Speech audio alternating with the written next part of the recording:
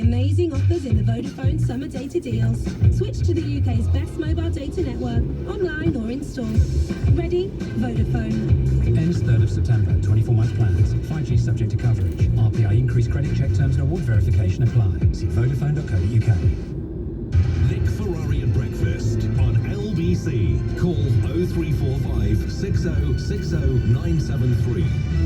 20 minutes after 7, come to your reactions concerning those jobs figures that have broken within the last, 18 or so minutes, and we'll get your, as I say, your stories on that. Maybe take you through the front pages of the newspapers. Now, track and trace is a big story, and indeed we're looking at it, I think, within the next 10 minutes or so, and it's the front page of a number of newspapers, and sadly, it has to say, and it is almost a national pastime, I know, carping from the sidelines, and I don't know that I'd necessarily want to be the Prime Minister or the Health Secretary dealing with all of this, but track and trace clearly hasn't worked.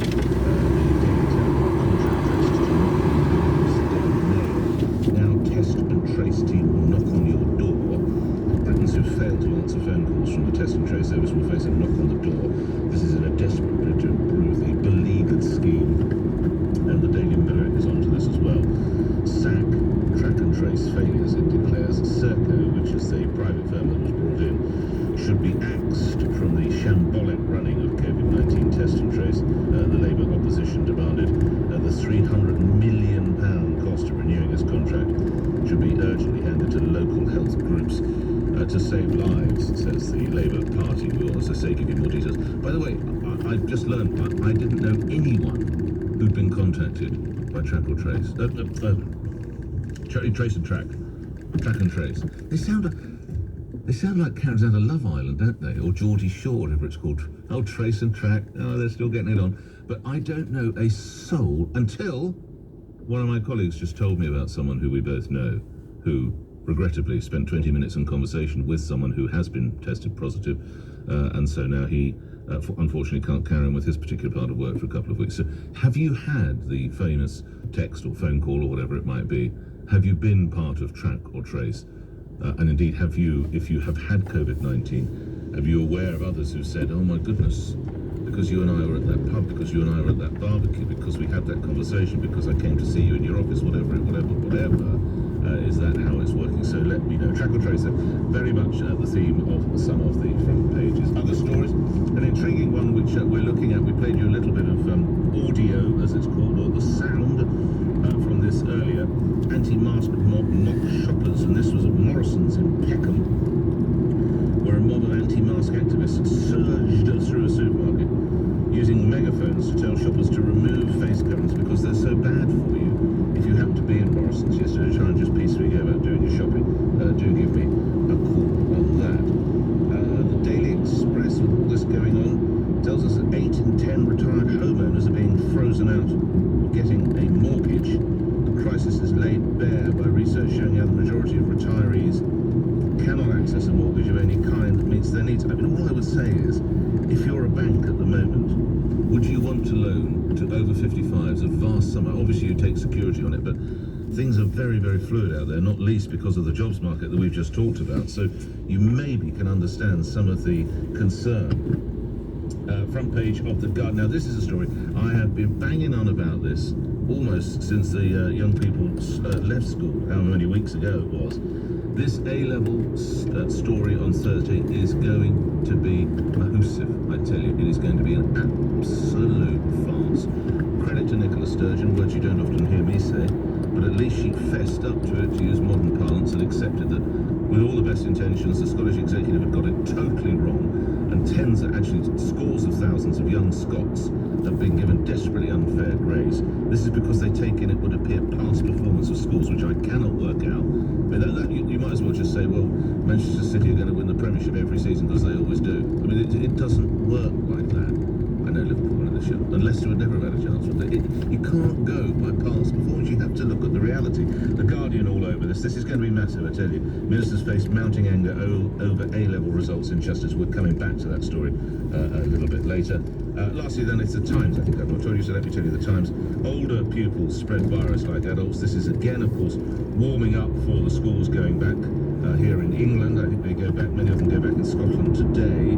And it's always been thought that in primary, for whatever reason, COVID-19 is not spread between youngsters, toddlers of that age, but understandably, as the pupils get older, that situation changes. But that was also said by experts, in some instances, to be down to the fact that many of those children are travelling on public transport, so they're more susceptible, more prone and more exposed to on the buses, the trains, or the tubes if they're in London or whatever city like that. Okay, those are the headlines. We'll come to your jobs reaction in a moment. It is I've just with more figures are being put out, just to put it in context. It's a 116% rise since March last year. 116% hike in jobless figures, which is pretty frightening, I would suggest. Let's come to Test or Trace. Britons who fail to answer phone calls from the NHS Test and Trace system will now face a knock on the door. It's a bid to improve the scheme. Thousands of centralised call handlers will be sacked, with greater use made of local public health teams. Simon Clark is Associate Professor in Cellular Biology at the University of Reading, joins me now. Let's just back up a little, if we may, Professor. Some of the newspapers are characterising this as effectively an abject failure, or calling the system beleaguered. How accurate a description is that in your view? Good morning. Morning, Nick.